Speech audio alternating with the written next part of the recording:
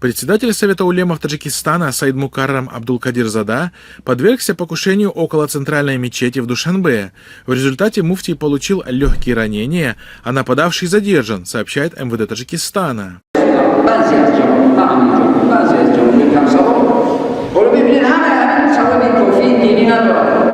Очевидец происшествия рассказал радио Азади, что неизвестный напал на муфтия с ножом, причем целился он в голову.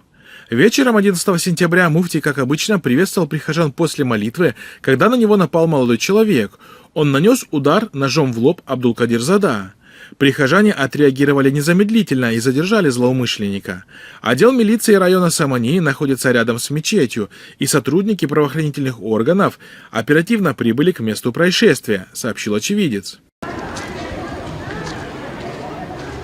Примечательно, что в тот же день пресс-центр МВД сообщил о нападении из хулиганских побуждений колюще-режущим предметом, в то время как сам Саид Мукаррам Абдулкадирзада в короткой беседе с радио Азади 11 сентября сказал: «Поводов для беспокойства нет, у меня со здоровьем все хорошо».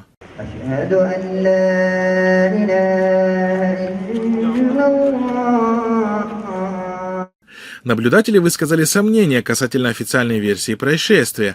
Очевидно, власти решили максимально замять скандал и не связывать покушение на муфтия с его профессиональной деятельностью, которая в основном заключается в оправдании любых действий режима Рахмона.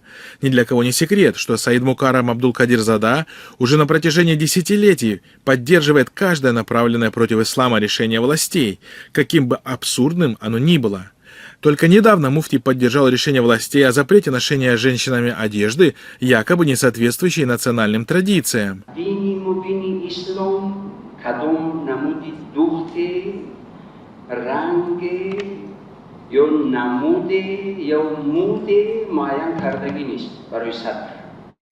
И потому, очевидно, данное нападение напрямую связано с деятельностью Саида Мукаррама Абдулкадирзада в роли муфтия. А сокрытие истинных мотивов нападения правоохранителями объясняется тем, что они не хотят, чтобы народ героизировал нападавшего, дабы тем самым не породить подражателей. Кроме того, хотя сам муфтий и МВД сообщали о хорошем самочувствии муфтия, все же он не смог принять участие 12 сентября в международной конференции о роли таджикских ученых и мыслителей в развитии исламской культуры и цивилизации, где анонсировалось его выступление. А разумеется, все это наводит на мысль о том, что покушение на убийство придворного муфтия власти Таджикистана преподнесли как нападение из хулиганских побуждений с незначительным вредом здоровью. گفتند که لباس ملی امروزه ما کلاً مطابق شریعت است. متاسفانه این درست نیست، زیرا که چنانه که ما معیارهای شریعت را بیان کردیم، طلبات شریعت باید کلاً سطر جسم زن به جز رو و دستش پوشیده باشد. ولی امروزه نمونه ها را من همه اش را دیدم، مشاهده کردم که آنها همه گردن و پیشی بر گشاده هستند.